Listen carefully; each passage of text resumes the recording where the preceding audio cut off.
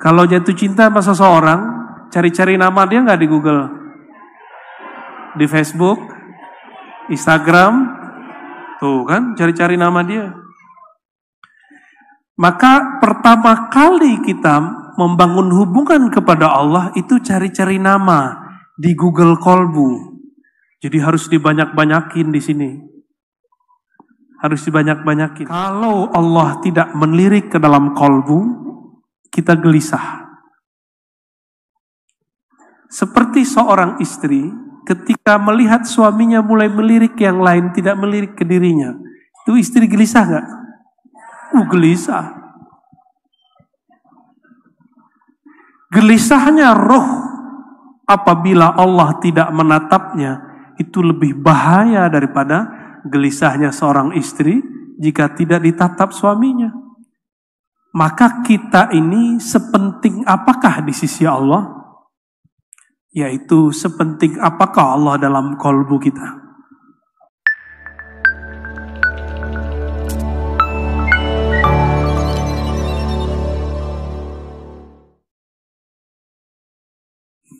Assalamualaikum warahmatullahi wabarakatuh.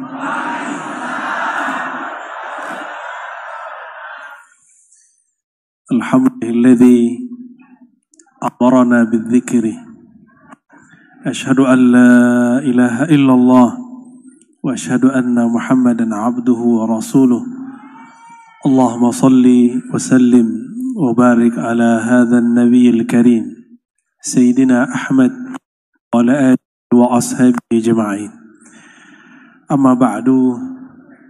Puji syukur kepada Allah Subhanahu wa taala yang menakdirkan kami malam yang berkah ini hadir di tempat kita semua. Dan syukur kita tidak sah jika kita tidak berterima kasih kepada Rasulullah sallallahu alaihi wasallam. Maka kita katakan jazakallahu anka ya Rasulullah. Ibu Rektor yang saya hormati, Sohibul Bait, luar biasa, ketua muslimat plus rektor, itu termasuk aneh, tapi unik. Semua pimpinan NU yang saya cintai, ketua Syura, FIZ, ketua MUI, Sulsel, begitu juga kota Makassar, ternyata beliau masih saudaraan, satunya mursyid. Begitu juga kepada Kepala Kanwil Kantor Kementerian Agama dan semua masyayikh, semua kiai, semua tuan guru. Mohon maaf jika ada salah adab dari kami. Ini baru kali awal datang di Makassar.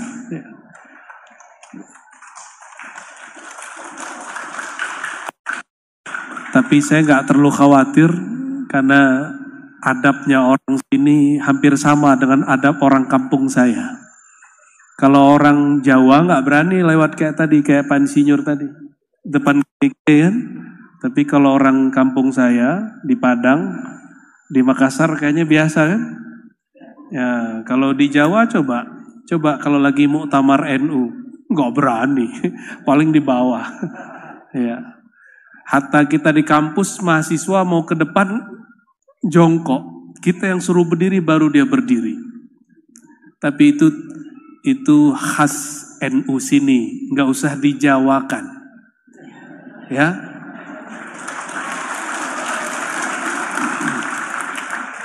NU Sumatera juga nggak usah biarkan saja dengan kesumatraannya, NU Sulawesi dengan kesulawesiannya. Tapi jangan kaget nanti kalau ke Pulau Jawa. Orang Jawa luar biasa, mereka ketika berhadapan dengan guru mursyid, apalagi kiai-kiai para ketua. Katanya Nusantara ya Pak Kiai. Kalau Nusantara ini bagian dari adab Nusantara. Maka orang Jawa kalau masuk ke Sulawesi nggak boleh makan hati. Kenapa nggak boleh makan hati? Ya adabnya jangan disamakan. Apalagi kalau nada orang sini lain ya. Bahasa Indonesianya unik sekali ya. Tapi saya senang ya, alhamdulillah. Selamat kepada kita semua yang berahlus sunnah an-nahdiyah. Karena sekarang banyak yang aku ahlus sunnah. Maka perlu ditambahkan nisbat an-nahdiyah. Meskipun sebenarnya kata ahlus sunnah cukup menandakan bahwa kita ini akidahnya ahlus sunnah dengan manhaj Imam Abu Hasan al-Asy'ari al-Maturidi. Alhamdulillah saya pernah ziarah ke Imam al-Maturidi. Kita pakailah tradisi kita di sini, baca Yasin. Masya Allah. Saya bersaksi kepada Allah, itulah baca Yasin ternikmat selama saya hidup. Baca Yasin di makbarahnya Sayyidina Syekh Abu Mansur al-Maturidi. Beliau wafat tahun 333 Hijriah. Tapi separuh hidupnya di zaman salafus saleh. Dan kita setia kepada akidah mereka. Karena akidah mereka lah yang teruji, terhubung kepada baginda Nabi Muhammad sallallahu alaihi wasallam. Dalam ijma'nya ulama tasawuf itu ada ijma' wusulul abdi ilallah, syartu wusulil abdi ilallah, syarat usul seorang hamba kepada Allah adalah al-i'tiqad as-sahih, akidah yang sahih. Itu sebabnya di dalam kitab Imam Abu Mansur al-Baghdadi, beliau mengatakan ketika ada orang menyebut Sufi Mu'tazili, beliau tolak itu. Apa katanya? Tidaklah bercampur akidah yang batil dengan hati yang jernih. Itu ungkapan beliau. Ya. Dan kita bersyukur, jadi ternyata berahlus sunnah tidak cukup hanya berakidah. Ahlus sunnah Imam Asy'ari mesti ada penerapannya. Secara zahir dengan mazhab, dan kita memilih 4 mazhab, walaupun prakteknya di NU cuma 1, bener ya? Coba tes, subuh gak kunut, bisa-bisa ulang sholat subuh. Padahal di 3 mazhab tidak berkunut tidak masalah. Cuma itulah secara praktis, secara tatbik dan amali, kita ahlus sunnah di Indonesia bersyafi'i. Dan yang paling mahal ada yang nomor 3. Ahlus sunnah kita dulu Hadratus Syekh Hashim Asy'ari, yang nama saya tafaulan diambil dari nama beliau. Beliau itu mengatakan dalam risalah Ahlus Sunnah bahwa Ahlus Sunnah itu 3. Akidah Asy'ari, mazhab yang 4, yang ketiga bertasawuf. 2016 ulama Al-Azhar buat ijtima di Chechnya, hasilnya sama. Lebih dahulu Hadratus Syekh Hashim Asy'ari. Ini tanda bahwa pendiri bangsa-bangsa kita ini adalah tokoh-tokoh yang visioner.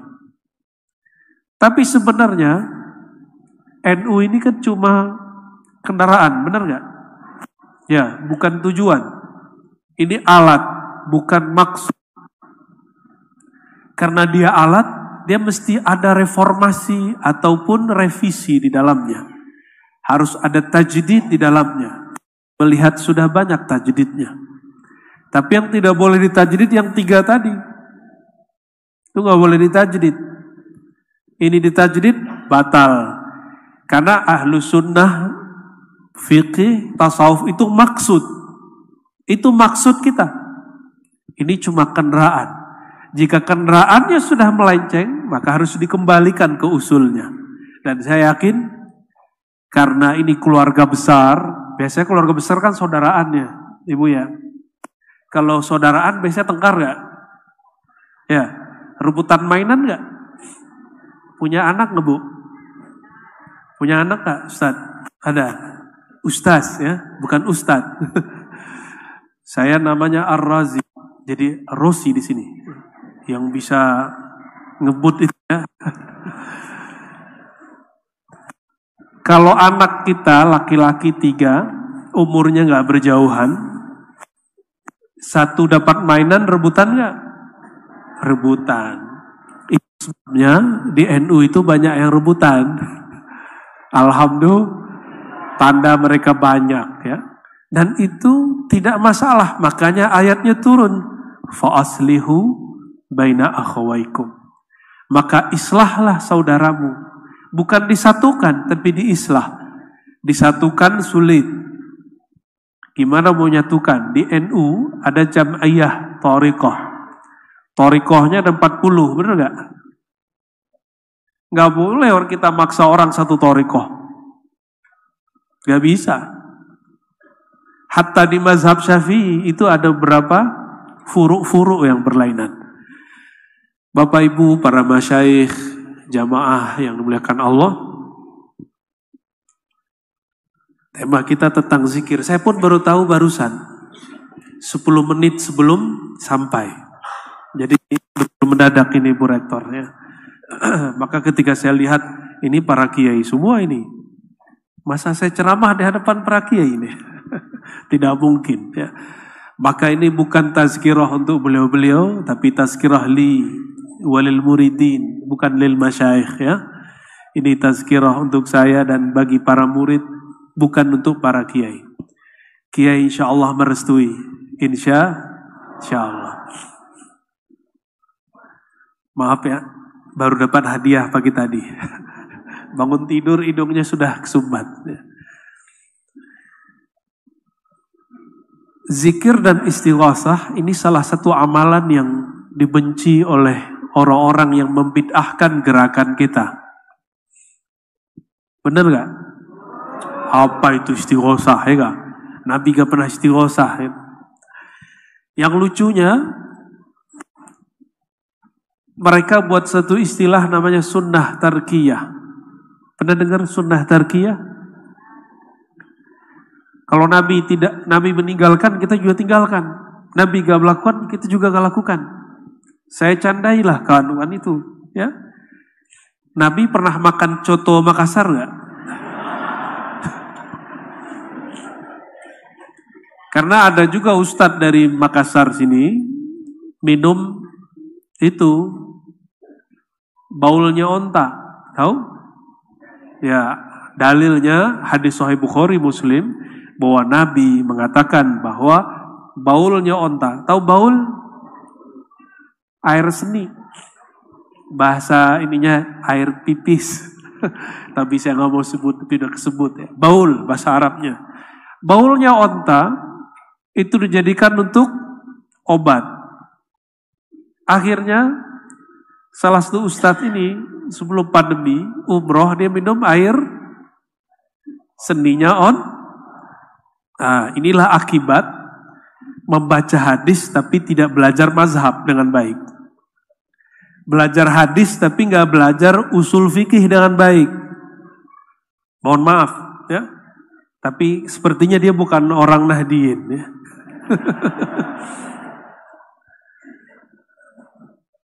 Di hadis itu ada asbabul wurud. Apa asbabul wurudnya? Ada orang datang kepada Rasulullah SAW, mereka sakit, mu'alaf. Dilihat sakitnya, kalau kita sebut hari ini sakit kuning. Maka diberilah terapi. Bi albaniha wa abwaliha. Minum air susu dan air seninya onta. Maka minumlah. Beberapa hari sembuh.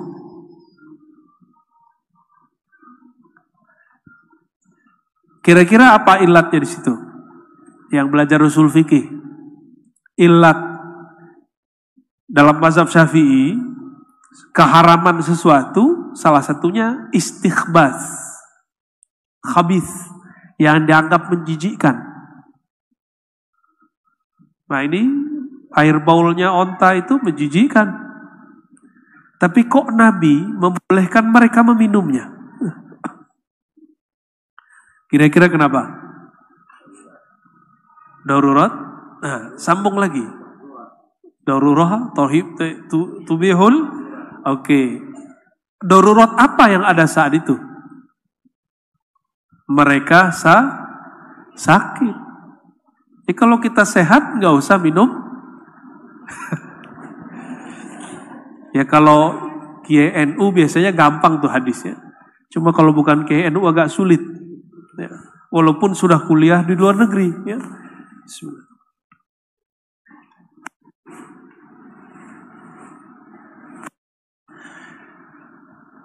Nah, sunnah tarkiyah itu Nabi kalau tidak melakukan, maka kita nggak lakukan. Bercanda juga lah seorang kawan. Apa katanya? An-Nabi ma ya'kul lahmal bakar. Nabi tidak pernah makan daging bakor. Apa arti bakor? Sapi, al-baqarah. Sapi Terus kita nggak makan gitu. Jadi Nabi kalau nggak melakukan sesuatu, bukan berarti kita tidak melakukannya. Yang kita tidak lakukan, itu yang Nabi at-tark bima'nal mana'. Yang Nabi larang atau Nabi makruh. Istighosah dan zikir, Nabi masih perlu istighosah gak? Kalau Nabi juga perlu. Kenapa? Setiap nafasnya adalah doa. Setiap nafasnya zikir. Kata Sayyidah Aisyah, kana Rasulullah sallallahu alaihi wasallam yazkurullaha ala kulli ahyani. Hadis sahih. Nabi setiap nafasnya naik turun zikrullah. Ala kulli ahyan. Ahyan itu waktu. Waktu itu bagi ulama ahlullah disebut nafas. Waktuka, sa'atuka, yani nafasuka. Waktu kita, sa'ah kita adalah nafas kita ini. Kalau yang di jam, tek-tek-tek itu menandakan waktu. Waktu bukan itu. Makanya Allah Subhanahu wa taala menyebut dirinya ana dahru, akulah sang waktu.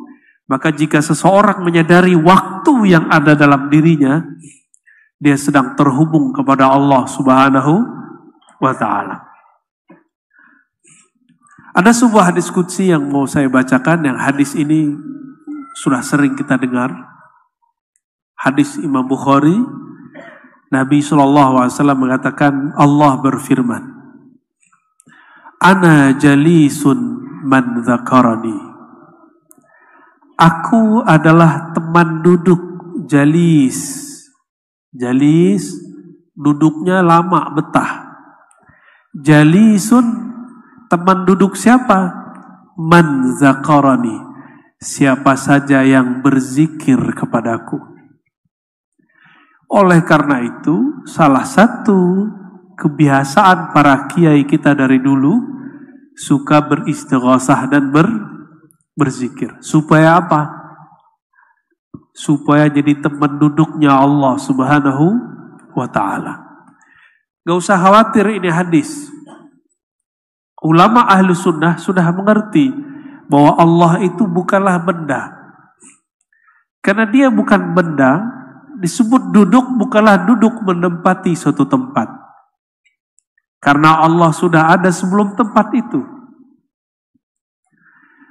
Kira-kira Bapak Ibu, teman duduknya presiden keren gak? Dompetnya keren gak? Ya, teman duduknya menteri hebat gak? Teman duduknya ketua Tanfis, ketua Syuriah hebat gak? Teman duduknya mursyid orang manhab gak? Hatinya hebat gak? Pasti luar biasa. Orang yang bisa duduk bersama orang-orang besar, pasti dia orang besar.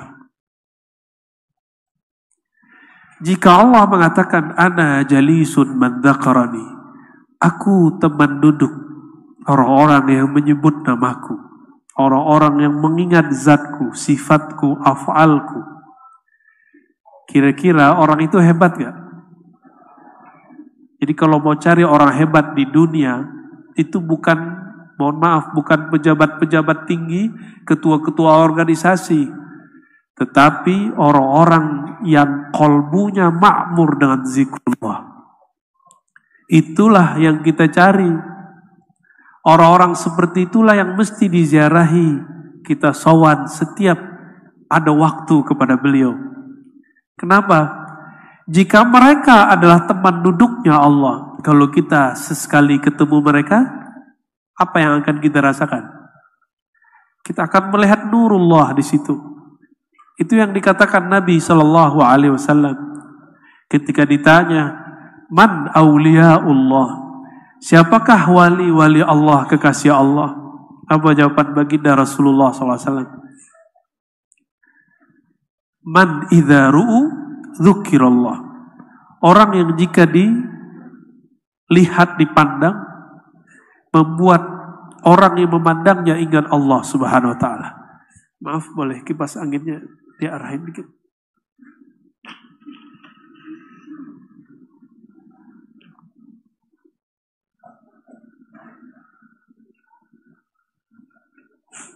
Ya, mohon maaf ya.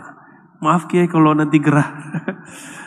Insya Allah kalau bahas hadis hilang gerahnya. Ya.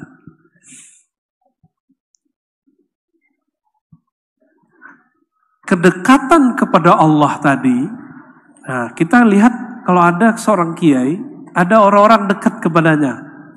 Ada ring satunya, ring duanya, benar gak? Nah, kedekatan kepada Allah tergantung kita zikirnya zikir apa? Itu sebabnya beberapa waktu lalu saya agak sedikit kenceng kepada jamaah dan para kiai, para ustadz, para ajengan, para gus-gus, para habaib bahkan. Kalau sholawat harus beda sholawat kita sama sholawat onta, masih ingat gak? Itu bukan ngejek orang sholawatan, enggak. Tapi mau sampai kapan sholawatnya untuk duniawi? Sholawat itu sudah Allah sampaikan sebelum menciptakan aras, sebelum menciptakan langit dan bumi. Allah sudah bersolawat kepada Nabi Muhammad SAW. Terlalu remeh. Kelihatan alfat terus baca sholawat itu remeh itu. Ya. Sholawatin aja gitu boleh, tapi remeh itu. Tapi boleh gak? Boleh, cuma remeh. Buka warung, sholawatin, itu remeh. Tapi boleh. Kalau yang mas-mas jomblo ini, supaya gak jomblo, sholawat. Wah, berarti sholawat jadi pelet Kiai. Gimana hukumnya tuh Kiai? Sholawat untuk melet itu gimana ceritanya Kiai? Nanti ada sholawat peletiah nanti ya. Ijazahnya nggak tahu dari siapa tuh. Boleh. Tapi kalau kita betul ahlus sunnah nahdiyah, bertasawuf Imam Ghazali, dengan torikot yang sahihah mu'tabarah, maka kita mesti membedah satu kitab yang judulnya Hikam, yang tadi sudah dibaca oleh ketua kita, yang menyebutkan bahwa ada 3 tingkatan orang dalam bersolawat. Yang pertama, solawat awam. Solawat awam mau onta ini hampir sama. Beda-beda tipis. Beda hajatnya orang awam apa, hajatnya onta apa, tapi sama. Onta datang kepada Rasulullah ngadunya apa? Apa yang dikadukan onta kepada Rasulullah Sallallahu Alaihi Wasallam? Lapar Rasulullah. Tuh, antum jangan mengadukan itu kepada Rasulullah Sallallahu Alaihi Wasallam. Kalau datang kepada beliau, kadukan yang lebih besar. Ya Rasulullah, nanti di akhirat aku bisa dijamin gak lapar gitu. Itu baru benar. Kalau di dunia, apa kata beliau? Kata Imam Nawawi, arih nafsaka minat tadbir. Rehatkan dirimu dari memikirkan yang sudah Allah tadbir. Tadbir itu Allah sudah atur. Allah sudah jamin rezekinya. Sebelum kita hadir di bumi, Allah sudah tentukan belum rezekinya. Lalu untuk apa zikir dan usaha, doa dan usaha? Doa itu tanda hamba, usaha itu tanda ada kasab, dua aja. Apa arti kasab? Usaha. La yukallifullahu nafsan illa wus'aha. Ayat lain, laha ma kasabat. Ya. Kata Sayyidina Ali, ar-rizku imma talibun wa imma matlubun. Kita itu terhadap rezeki dua aja. Ada pemburu rezeki, ada yang diburu rezeki. Kalau kiai-kiai ini sepertinya sudah diburu rezeki ini. Benar Pak Kiai? Kalau yang depan saya kayaknya masih abu-abu ini. Ada iya, ada enggak, banyak enggaknya.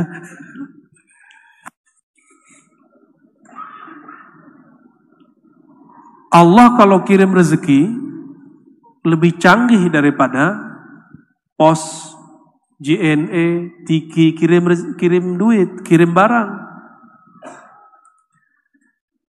Kalau lembaga-lembaga tadi itu tidak pernah salah kirim, hampir jarang salah kirim. Masa Allah salah kirim? Mungkin enggak? Kalau orang paham ini, ustadz tidak akan hasad kepada ustadz yang lain. Kiai tidak akan iri kepada kiai yang lain. Orang bekerja tidak akan hasad kepada orang yang lain. Cuma kan gak semua orang sampai kepada makom itu. Ya, itu makom sederhana kok. Makom alhamdulillahi rabbil alamin. Itu maknanya itu. Ya. Mau saya berdiri? Izin Kiai ya. Kakinya udah mulai semutan soalnya.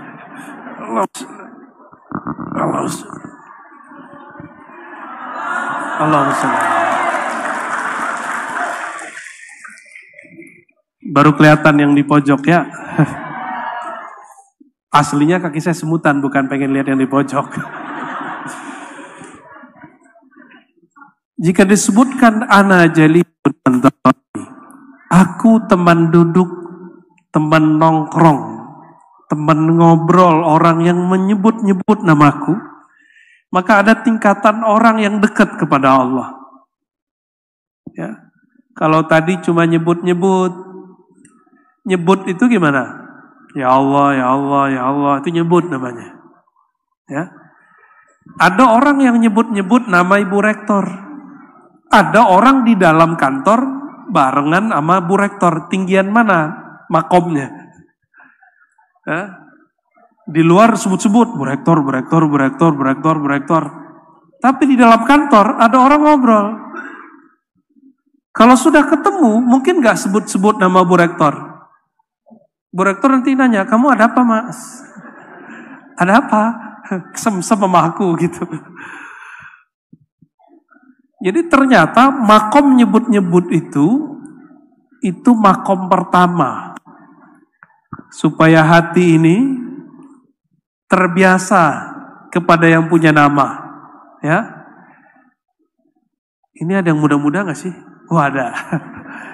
Kalau yang muda-muda nih, kalau yang tua-tua saya udah paham. Pernah jatuh cinta gak yang jomblo-jomblo ini? Ya. Kalau jatuh cinta, ada mbak-mbak juga ya. Kalau jatuh cinta sama seseorang, cari-cari nama dia nggak di Google, di Facebook, Instagram, tuh kan, cari-cari nama dia. Maka pertama kali kita membangun hubungan kepada Allah itu cari-cari nama di Google Kolbu. Jadi harus dibanyak-banyakin di sini. Harus dibanyak-banyakin. Coba nih, yang jomblo nih, yang ada, itu apa tuh? Lambang apa tuh?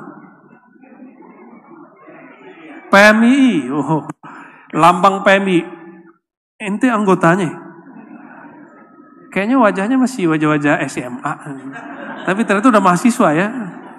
Ya, ngaku jomblo, orang-orang masih percaya nih ya. Kalau ente suka sama yang ono, nyari-nyari nggak di Google? Enggak, emang nggak ada di Google. Adanya di mana? Di Instagram ya. Nyarinya di mana? Di Instagram. Berarti ada cara berkomunikasi. Instagram, Facebook itu disebut thoriqoh. Cara membangun komunikasi kepada Allah Subhanahu wa taala itulah thoriqoh. Ya. Jadi kalau anak muda thoriqohnya ada Instagramia, ada yang baru-baru ini TikTok gitu ya. Pak Kiai tahu TikTok nggak Pak Kiai? Pak Kiai tahu TikTok tuh ambil rotan, palamu sini TikTok tuh baru tahu ya. Itu bid'ah semua Pak Kiai. Nabi nggak pernah main TikTok.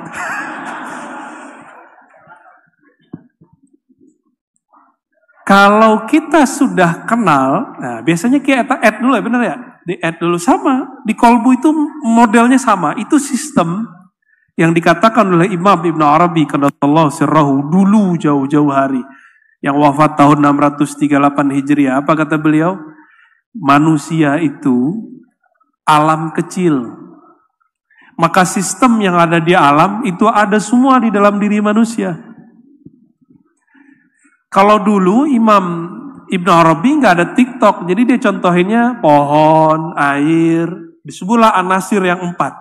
Sekarang anak-anak muda kita cerita anasir yang 4, dia bengong. Ini ngomong apa nih? Ya, padahal thoriqohnya orang Sulawesi dulu itu ngaji anasir yang 4. Syekh Yusuf Al-Makassari. Saya 2009 kan mengkaji risalah-risalah beliau yang ditulis di Sri Lanka, yang beliau sebut dengan negeri Sailan. Jadi beliau itu dibuang ke Sri Lanka jadi guru, dibuang ke Jawa jadi guru, dibuang ke Cape Town jadi guru. Sama sih ya, orang Sulawesi sekarang di Jakarta jadi imam besar Istiqlal. Ya. Alhamdulillah ya. Ada yang jadi rektor kemarin, rektor PTIGI sampai sekarang masih. Beliau juga tuh orangnya. Rektor IGI tempat saya ngajar, itu orang Palu. Ibunda Profesor Huzaimah. Mungkin para kiai ada yang pernah berguru kepada beliau. Berarti kita seperguruan kiai. Ya. Itu kalau saya ngomong apa dikit, dia langsung tunjuk. Kamu jangan liberal. Oh, ternyata orang Usuluddin kalau berbicara dengan orang syariah harus hati-hati. Ya, benar nggak? Padahal insya Allah saya luar dalam Ahlus Sunnah, tenang aja, nggak akan masuk ke liberalisme, sekulerisme, insya Allah nggak. Ya, ngaji akidah dari kecil sampai hari ini. Jadi kalau ada orang pura-pura Ahlus Sunnah pun kita tahu insya Allah. Ya, ada orang takiyah insya Allah ngerti.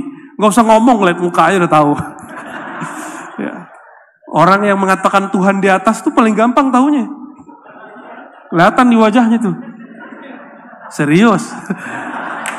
Orang kerjanya dulu debat terus. Tapi emang begitu, gak boleh keras. Mereka tuh lagi mencari Tuhan. Ana jalisun man dzakarani. Maka kedekatan pertama yaitu zakara ismi. Menyebut-nyebut namaku. Menyebut-nyebut nama. Saya, nama kecil saya, ujung namanya Mbah Hasim. Hasim Ash'ari. Nama kecil saya Ari. Waktu ke suatu tempat, itu orang manggil Arazi, saya nggak noleh. Kali ada Arazi di belakangku. Jalan aja. Pas rame-rame, orang manggil Arazi. Wah, kayaknya mah kita assalamualaikum. Ada satu nongol panggil Ari. Saya lihat ini orang kok kayak kenal. Kami sudah tidak jumpa bertahun-tahun. Dulu kecil. Langsung saya ambil, saya bawa ke dalam. Terobos kayak tadi itu, ya. Banser-banser kita terobos saja. Kamu masuk dalam. Kira-kira seperti itu. Apa rahasianya? Jadi menyebut nama itu ada nama yang umum, ada nama yang khas. Itu ke makhluk. Paham nggak maksudnya? Itu yang disebut al-ismul a'zam. Ada nama-nama yang di sisi Allah yang nama spesial. Disebut al-ismul a'zam. A'zam itu agung. Jika Allah dipanggil, semua orang manggil, ya Allah, ya Allah, ya Allah. Orang manggil semua. Tapi jika dia dipanggil dengan nama a'zam, Allah akan langsung nanya, kamu mau apa? Gitu. Ya abdi, wahai hambaku, apa yang kau mau? Tapi kalau si hambanya bijak, mengatakan, ya Rabb, sebelum aku ada, engkau sudah tahu. Anta alim, qabla wujudi. Tapi kalau nggak paham, apa yang terjadi? Si hamba su'ul adab kepada Allah. Si hamba memberitahu hajatnya kepada Allah. Seakan-akan Allah belum tahu hajatnya. Lalu dia beritahu. Su'ul adab nggak? Nah itu su'ul adab orang baca doa. Dia mengira doanya memberitahu Allah. Doa kita tidak pernah memberitahu Allah. Allah sudah tahu. Belum berkalam Allah sudah tahu. Maka berdoa bukan memberitahu. Doa itu menunjukkan ubudiyah, kehambaan kepada Allah Subhanahu wa taala. Oleh karenanya Imam Abul Hasan Syazili itu thariqat asalnya Idrisiyah Pak Kiai. Sidi Ahmad bin Idris al-Idrisi tadinya Syazili, lalu beliau mengalami pengalaman rohani yang luar biasa, maka Allah Subhanahu wa taala berikan asrar-asrar, jalur beliau disebut kemudian Idrisiyah Ahmadiyah. Ya. Imam Syazili mengatakan Ismul A'zam itu tidak hanya nama Asmaul Husna dan nama-nama spesial itu. Al-Ismul A'zam itu adalah waliyun min awliyaillah. Kekasih-kekasih Allah itu juga disebut Al-Ismul A'zam. Makanya kita buat namanya tawassul dan istighosah. Inilah dasar kenapa istighosah itu ada. Kenapa tawassul itu ada dan menyebut ila hadrati, ila ruhi, bihaqi Sayyidina Muhammad SAW, bihaqi Syekh Abdul Qadir Jilani. Kenapa kita menyebut seperti itu? Karena aulia itu adalah al-ismul a'zam. Saya pernah mau menemui Abuya Said Ahmad bin Abuya Said Muhammad di Mekah. Mungkin beliau pun sudah lupa, ya, sudah lama. Itu mau ke sana, jawabnya nanya yang jaga, kamu murid siapa? Nah, gitu. Maka kita harus sebut nama guru kita. Saya murid Syekh Fulan di Pulau Jawa. Langsung, oh itu gurunya, itu sianunya Abuya. Langsung masuk. Di umroh yang berikut, cowoknya ikut ngaji nih. Di umroh yang berikut, saya mau datang lagi. Di Saudi sudah ketat. Kalau bukan orang-orang tertentu, nggak diterima. Ditanya, kamu murid siapa? Ada pesan dari kiai siapa? Saya nggak sebut-sebut kiai siapa. Nggak tembus. Mau coba-coba bawa diri sendiri nggak tembus. Paham nggak maksudnya? Analognya. Kiasnya paham nggak? Kita ini walaupun hebat, kata kita. Tapi kalau nggak punya guru, nggak punya mursyid, nggak punya imam, nggak diterima oleh Rasulullah SAW. Nanti datang kepada Rasulullah, ya Rasulullah, ana ummatuka ya Rasulullah. Wahai Rasulullah, aku umatmu, wahai Rasulullah. Rasulullah tanya, kamu umatku yang mana? Ditanya dulu, umatku yang mana? Nanti kita jawab, saya akidahnya ikut imam ini, ikut imam itu, boleh. Mungkin kalau berandai-andai, kalau Gus Dur masih hidup, mungkin beliau berandai-andai. Ngomong aja TNU gitu. Allahumma sholli ala Sayyidina Muhammad. Tapi ntar ini diputar-putar orang. Kita nggak akan ngomong begitu. Kita hanya ngomong begini, al-isnad minad din. Yang ngomong siapa ini? Imam Ibnul Mubarak, belum ada NU secara organisasi saat itu. Tapi Ibnul Mubarak mengatakan al-isnad minad din. Bersanad itu bagian dari agama. Di NU berguru penting nggak? Penting. Maka al-isnad minad din itu yang diulang-ulang oleh Hadratus Syekh Hasyim Asy'ari dan para kiai ulama-ulama NU. Inilah jadi spirit pergerakan kita. Cuma mohon maaf Pak Kiai, terima kasih sudah menerima saya di keluarga besar NU Sulawesi Selatan khususnya. Saya sebenarnya istri saya itu senang kalau saya menghadiri acara NU. Ya, dia NU lahir batin dia.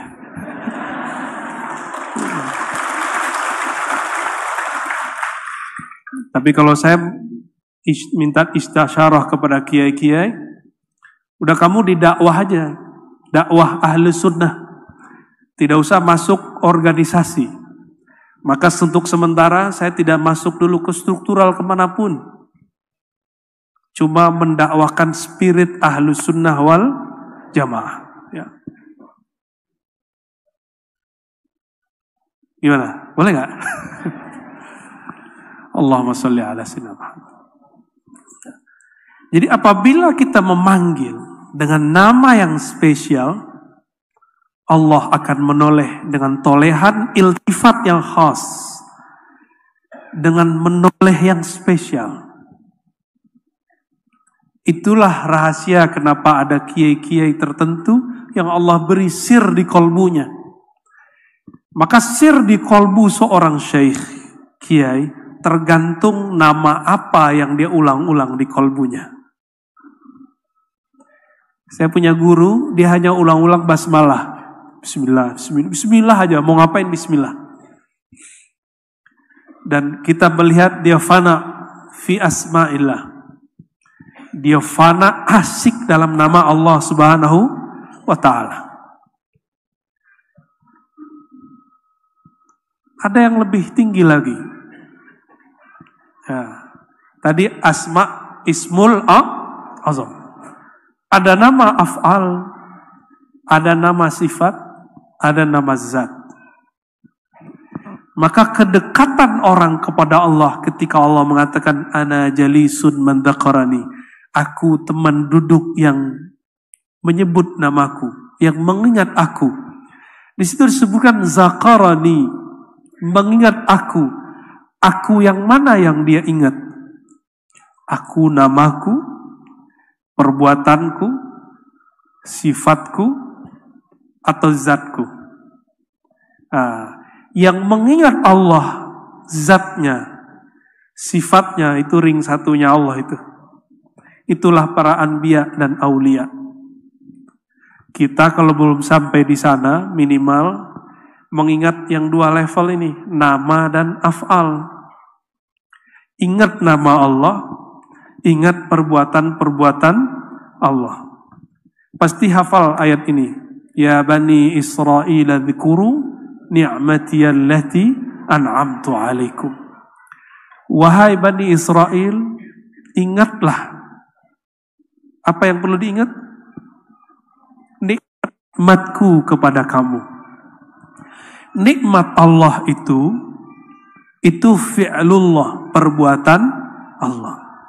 Cuma orang mengingat nikmat Allah itu ada dua. Ada yang mengingat nikmatnya, ada yang mengingat pemberi nikmat. Nah ini beda lagi. Kalau yang ingat nikmat, gaji naik, dia bersyukur kepada Allah. Kalau gajinya tersendat, ngomong, saya udah sholat 5 waktu, udah istighosah, kurang apa lagi ya Allah? Gitu ya. Kalau ada orang-orang Nahdiyin begitu, saya meragukan ke Nahdiinnya. Ya. Berarti dia nggak ngaji hikam. Dia nggak ngaji tasawuf. Bani Israel hanya ingat Allah perbuatannya, pemberiannya. Tidak ingat sang pemberi. Sama dengan hubungan suami dan istri. Kalau hubungan mereka hanya hubungan memberi, kalau nafkah besar, istri senang. Kalau nafkahnya sedikit, istri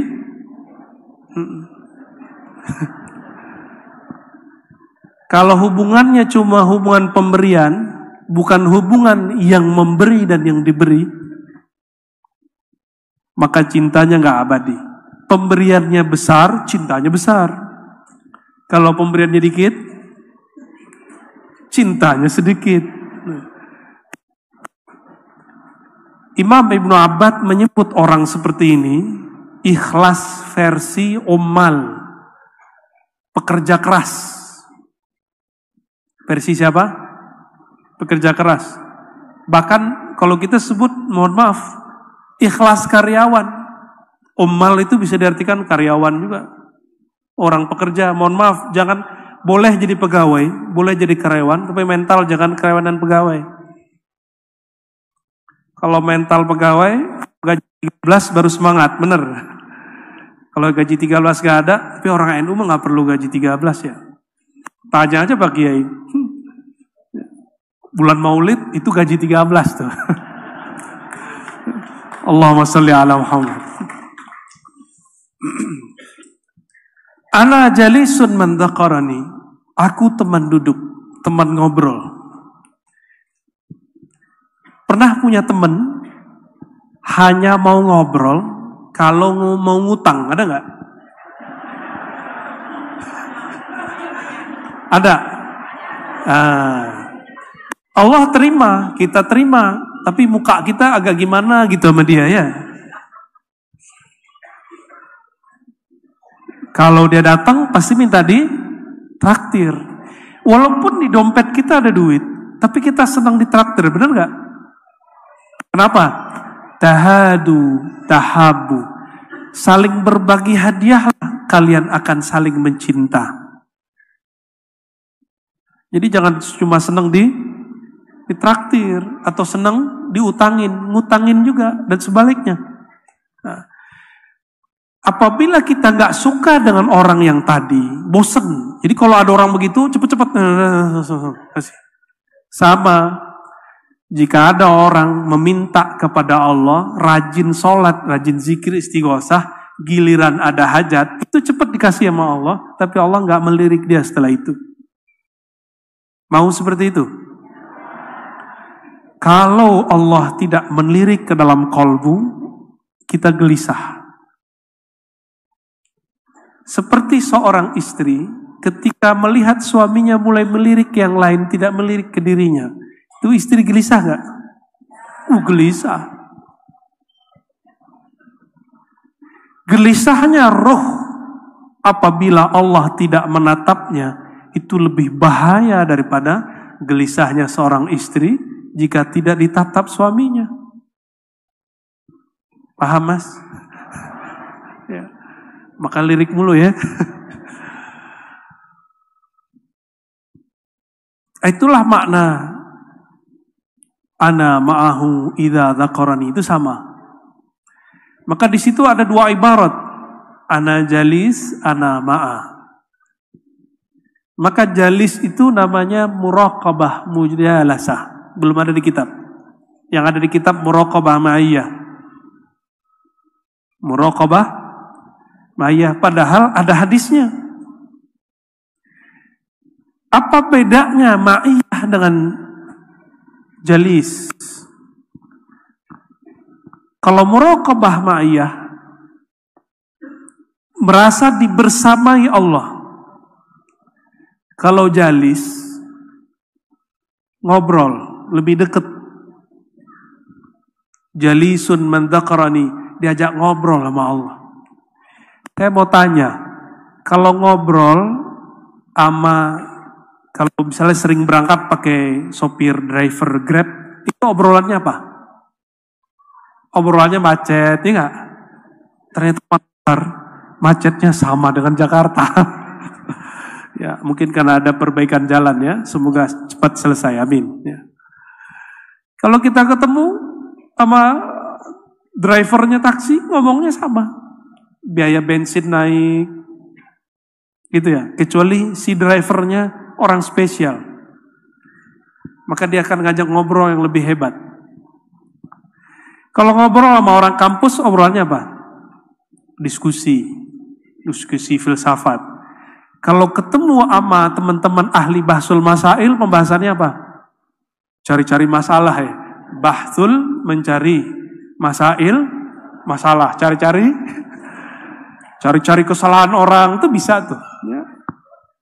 Kesalahan ini, bid'ahnya ini, pelanggaran ini.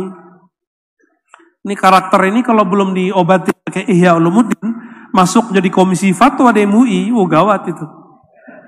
Serius, tanya kepada para kiai kita ini ya. Gawat itu kalau karakter bahsul masail belum dimandikan dengan hikmahnya Ihya Ulumuddin. Wajib. Jadi siapapun yang belajar bahsul masail, coba cari guru mengaji Ihya Ulumuddin. Kalau menurut saya itu wajib. Karena manhaj kita bertasawuf Imam Ghazali. Biar tidak mengulangi kesalahan Imam Ghazali. Imam Ghazali sekali debat 300 orang bisa terdiam. 300 orang ulama diam, itu Ghazali itu orangnya. Maka beliau disebutlah Hujjatul Islam. Jalis duduk bersama dengan politisi, ini kan sudah mulai tahun politik. Obrolannya apa? Kalau Nahdien partainya apa, Kiai? Ternyata kayak tadi itu ketua Tanfis ngomong orang NU di mana, gitu ya? Gitu gimana tadi? Sahih ya, ibaratnya. Orang Nahdien di mana-mana. Oke. Berarti ada di partai hijau, partai biru, partai merah juga. Kuning juga banyak. Ya itu urusan antum lah ya. Kalau kita ketemu politisi, walaupun dia kiai, obrolan politik. Coba antum ketemu dengan pengusaha. Kalau di Makassar, pengusaha apa kebanyakan kiai? Tambang, kayu. Ngomonginnya apa? Ngomongin kayu, jenis kayu, harga kayu naik, turun, itu diobrolin. Kalau ketemu ibu-ibu, ngomongin apa, Bu?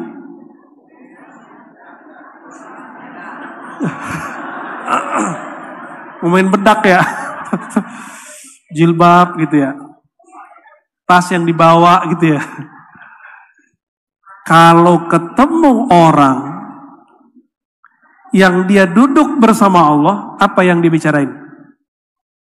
Pasti dia ngomongin Allah.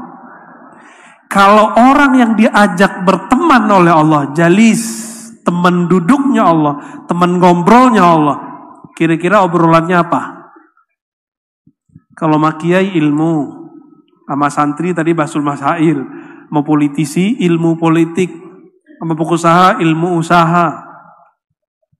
Kalau ketemu dengan orang-orang yang duduknya bersama Allah, ilmu yang dibicarakan pasti ilmu ma'rifatullah. Pasti itu. Saya menandakan pergerakan saya di dalam dakwah Ahlussunnah itu, awal-awal sukanya ngaji hadis. Karena 15 tahun khidmah hadis. Khataman kitab hadis. Hobinya apa? Ngomongin kesalahan ulama aswaja di Indonesia terhadap hadis. Itu hubungan saya tuh. Jadi setiap kali ngeliat, masa kiai salah nyebutin hadis. Masa kiai pakai hadis palsu. Begitu terus. 5 tahun senang akidah. 5 tahun lagi tuh. 5 tahun berikut senangnya ilmu tasawuf. Kenapa saya begitu? Tergantung teman ngobrol saya siapa. Kiai yang saya temui siapa. Nah sekarang ini yang senang saya temuin dimanapun, kiai-kiai ngomong tasawuf. Di mana aja. Mau ke Jawa, mau ke Banjar, mau kemanapun ke Sumatera, yang saya cari itu kiai yang ngomongin tasawuf. Ternyata lebih adem, bener gak? Sholat pakai mazhab fikih, tapi gak ada tasawuf. Nikmat gak sholatnya? Gak nikmat. Jadi yang sholatnya belum khusyuk, belajar tasawuf. Yang zikirnya masih pikiran kemana-mana, belajar tasawuf. nanti gila. Loh, nggak ada orang belajar tasawuf gila. Ini coba lihat saya, gila nggak? Ada nggak orang gila dokter? Ada nggak? Nggak ada kan? Nggak ada. Orang belajar tasawuf itu menjadi jalis Allah, teman duduknya Allah. Allah itu paling narsis. Hanya dia yang boleh narsis. Hanya dia yang boleh membicarakan dirinya. Hanya dia yang boleh muji-muji dirinya. Hanya dia yang boleh ngasih namanya sebagus-bagus mungkin. Maka jika ada orang duduk bersama Allah, ilmu yang didapat orang ini salah satunya ilmu tentang rahasia nama-nama Allah. Pasti itu yang didapat. Maka kalau kita duduk bersama kiai-kiai, mursyid-mursyid, syekh-syekh yang belajar ilmu zikir, pasti obrolannya cuma zikir, zikir, zikir. Nah, tapi ini juga ada dua jenis. Ada zikir kuantitas, ada zikir kualitas. Zikir kuantitas itu targeting, itu masa riyadhah, disebut muridin. Kata Syekh Abdul Qadir Jilani, ini orang punya tahapan-tahapan zikir. Pagi, sore, malam, pagi, sore, malam. Sampai tidak ada lagi waktunya, walaupun dia sedang ngajar, sedang kerja, sedang usaha, kalbunya tetap berzikir kepada Allah SWT. Jika sudah begitu, Allah akan angkat dia menjadi namanya murad. Apa arti murad? Tadi dia sebut nama Allah, sekarang Allah yang sebut-sebut nama dia. Tadi dia mengejar jalan menuju Allah, sekarang Allah yang menjawabnya. Itu yang disebut siapa yang datang kepadaku masyan, berjalan, ataituhu harwalan. Aku datang kepadanya harwalah, lebih cepat. Oleh karena itu saya nggak percaya ada zikir yang berat, yang ada malas yang berat. Sepakat? Istighosah malas nggak? Jangan malas. Kata masyayikh kita dari dulu, ini sering saya sebut, yang disebut oleh Imam Ad-Daqqaq, Abu Ali Ad-Daqqaq. Zikrullah silahul muridin. Zikrullah itu senjatanya para murid, para santri. Kalau kita punya kendaraan namanya NU misalnya, tapi nggak punya senjata, nanti di tengah jalan diserang orang bisa balas nggak? Maka untuk melawan itu, lawannya adalah zikrullah. Maka wajib, bukan lagi sunnah. Secara hukum fikih ya, tapi dalam pergerakan, dahulu masa kita kalah sama orang pergerakan lain? Di pergerakan lain itu ada maksurat-maksurat. Ditulis oleh Al-Hasan Al-Banna. Hasan Al-Banna berthariqah Syaziliyah. Kalau di sini kita sebut thariqah Mu'tabarah. Kalau mereka punya zikir pagi sore, maka kita punya juga zikir pagi sore harusnya. Bahkan lebih dari pagi sore. Juga zikir ba'da sholat. Jadi sebenarnya orang-orang NU nggak perlu lagi zikir-zikir simbolis. Karena ba'da sholat zikirnya udah panjang, benar nggak? Jadi zikir ba'da sholat itu yang kita olah lebih panjang. Nah, Bapak Ibu yang melakukan Allah, maka kita ini sepenting apakah di sisi Allah? Yaitu sepenting apakah Allah dalam kolbu kita. Jadi mulailah malam ini berzikir tidak lagi simbolis, tapi sudah ada latihannya, sudah ada zaman zikir kualitas. Nah, zikir kualitas itu tidak mungkin diperoleh kecuali belajar ma'rifatullah. Ya, awwaluddin ma'rifatullah, benar nggak? Syekh Abdul Rauf As-Singkili itu teman Syekh Yusuf Al-Makassari. Beliau sama-sama ngaji di Aceh, lalu berangkat ke Madinah. Thariqahnya ada yang sama, ada yang beda. Syekh Yusuf, beliau juga berqadiriyah, berkhalwatiyah. Sedangkan Syekh Abdul Rauf, thariqahnya qadiriyah dan khalwa dan syatariyah. Berarti miripnya mereka di mana? Di diriahnya.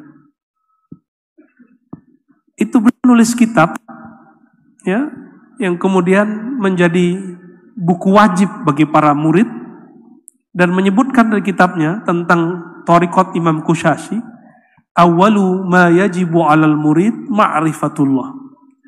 Yang pertama yang wajib dipelajari seorang murid supaya zikirnya tidak lagi sekedar menghitung, tapi lebih daripada sekedar menghitung, mulai memahami yang punya nama. Gimana caranya? Ma'rifatullah. Kenal nama yang disebut. Itu sebabnya saya menghimbau diri saya sendiri dan para masyayikh, para kiai, ayo kita hidupkan kajian-kajian syarah Al-Asma'ul Husna. Ya, kebetulan kami secara online sudah buat kajian Asma'ul Husna. Dulu kita juga ada di Jakarta namanya Pondok Indah, tapi terbatas di ruang khusus. Kajian Al-Asma'ul Husna. Alhamdulillah pandemi jadi berhenti. Sampai sekarang belum sempat lagi mengulang. Terakhir yang mau saya sampaikan Bapak Ibu yang bukan Allah, apabila menyebut nama Allah dan kekasih-kekasih Allah disebut Al-Ismul A'zam, maka supaya kita kalau bertawassul itu ada rasa yang luar biasa, pelajari nama yang kita tawasuli. Biasanya kita tawassul nyebut nama siapa aja? Syekh Abdul Qadir Jilani. Siapa lagi? Nabi Khidir. Wah, itu ngeri kali itu. Ya. Nabi Khidir. Nabi Khidir masih ada nggak? Bener. Serius. Ada orang berani candaan ngejek Nabi Khidir itu ada sekarang. Ya. Ada yang berani memperolok Nabi Khidir, ngakunya aswaja. Saya meragukan keaswajaannya ya. Ya. Mungkin dia aswaja kali, bukan aswaja ya. Nabi Khidir hidup, itu ijma' ulama ahli tasawuf. Bukan lagi pendapat. Oh, ahli hadis beda, itu urusan mereka. Karena secara ilmu hadis, Nabi Khidir memang diperdebatkan. Ahli hadis, i'timad ilmunya apa? Hissi. Apa yang didengar, apa yang dilihat. Pakai indera. Kalau ahli zikir, ahli tasawuf, mereka pakai apa? Pakai kolbu, pakai roh. Maka kolbulah yang menentukan ini Khidir, ini bukan Khidir. Alaihi salatu wassalam. Jika kita bertawasul dengan seseorang, apalagi dia masih hidup, maka sesekali, sadar atau tidak, masyayikh, para kiai, kita kalau bertawasul ke beliau, kadang beliau hadir di tempat itu walaupun sebentar. Cuma ujiannya ketemu Nabi Khidir itu, kan biasanya ujiannya kalau kiai-kiai kita nyebutin masalah sedekah mulu. Itu satu ciri. Tapi yang paling berat itu kiai-kiai yang suka berjidal dengan kelompok-kelompok aliran yang dianggapnya menyimpang. Ujiannya apa? Jika Nabi Khidir nyamar jadi orang yang menyimpang. Itu paling berat. Ujian Nabi Musa apa? Beliau mengatakan, ana a'lam, saya paling ngerti, paling berilmu. Ujian beliau siapa? Orang yang punya ilmu lain. Maka berdasarkan ini ada kaidah sirriyah, kaidah sir yang dapat kita ambil. Ujiannya orang-orang yang pewaris para nabi ketika bertemu orang yang diberikan ilmu yang lain daripada dirinya, itu dia. Jadi kalau ketemu yang begitu, hati-hati, tidak boleh merendahkan.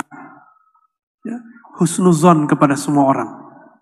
Dan hindari mengatakan, oh di Makassar ini saya yang paling alim, itu hindari itu. Paling kalau ada yang ngomong yang paling sakti saya, waduh gawat ya. Tunggu ya. Biasanya langsung ada pelajaran habis itu. Kalau Allah masih sayang.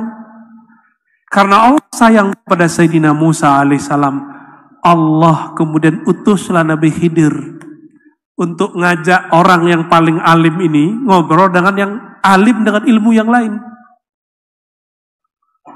Bayangin, Nabi Khidir melakukan hal-hal semua pantangan Nabi Musa. Maka itu kaidah yang kedua. Ujian Khidriyah itu kita akan melihat amalan-amalan orang yang berlawanan dengan prinsip kita. Itu Khidriyah itu. Itu yang kita tawasulin itu. Ya. Oh, ada teman saya dapat salam aja udah seneng banget. Tapi merendahkan Nabi Khidir, ya itu nggak benar. Ya.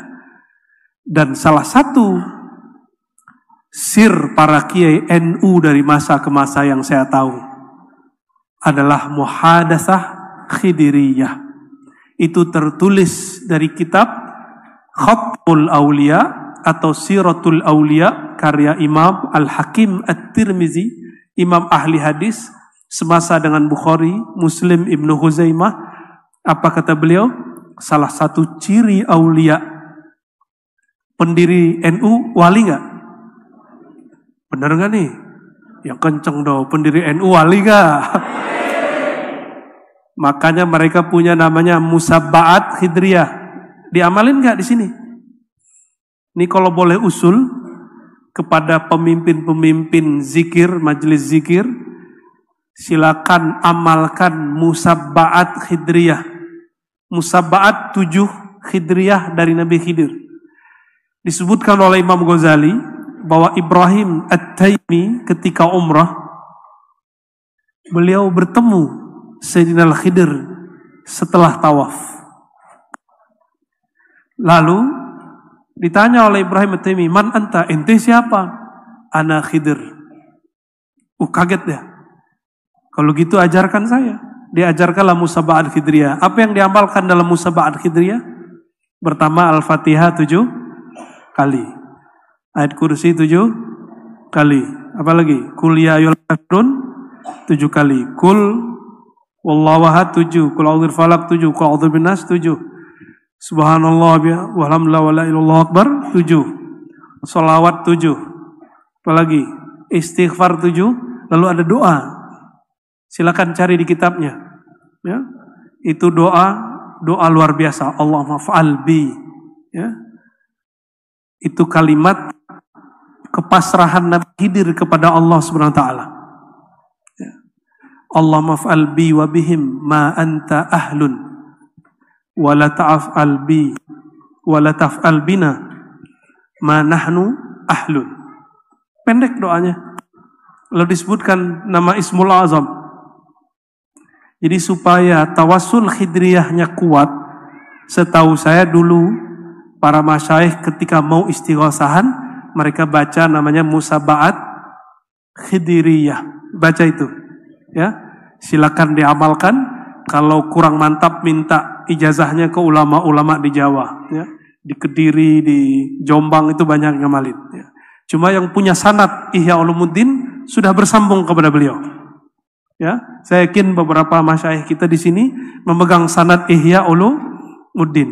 Di jilid pertama bagian zikir di situ disebutkan supaya tawassulnya tambah kuat dan ciri-ciri Nabi Khidir berbicara ilmu, berbicara asrar, maka tawassulnya bukan lagi tawassul kuantitas, masuk kepada tawassul kualitas. Semoga Allah memberkahi pergerakan ini, memberkahi ulama-ulama Nahdliyin, ulama-ulama yang berjuang untuk ahlus sunnah wal jamaah. Demikian dari kami. Wassallallahu ala sayyidina Muhammad. Assalamualaikum warahmatullahi wabarakatuh.